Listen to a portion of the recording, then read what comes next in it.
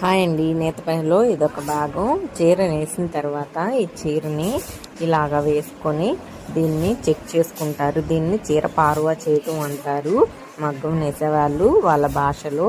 మా సైడు ఇక్కడ మా నాన్న అయితే చీర మొత్తం చక్కగా చెక్ చేసుకుంటున్నారు. ఎక్కడన్నా పోగులు అవి ఉన్నట్లయితే, అంటే నేస్తున్నప్పుడు ఏమన్నా పోగులు తెగితే వాటిని మళ్ళీ అతికి తీస్తారు కదా, వాటికి ఎక్స్ట్రా కోసలు యాడ్ అయినట్లయితే వాటిని ఇట్లా పారువా చేసేటప్పుడు కట్ చేసుకొని చీరను అంతా ఒకసారి చెక్ చేసుకుంటారు. మా అమ్మ ఆ టైంలో మగ్గం నేస్తూ ఉంది. ఇట్లా ప్రతి చీరని నేసిన తర్వాత చెక్ చేసుకొని తర్వాత నిన్నైతే మా కామందుకి డెలివరీ ఇస్తారు.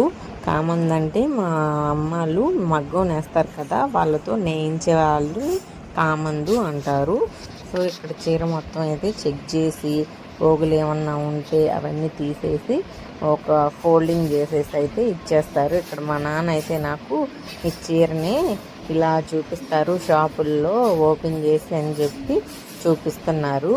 మామూలుగా మనం పట్టు చీరలు హ్యాండ్లూమ్ కొనడానికి వెళ్ళినప్పుడు ఇట్లా పెట్టి చూపిస్తారు కదా, షాపుల్లో కానీ మనకి ఆన్లైన్లో కానీ ఇట్లా చూపిస్తారు కదా, అట్లా పెట్టి చూపిస్తున్నారు.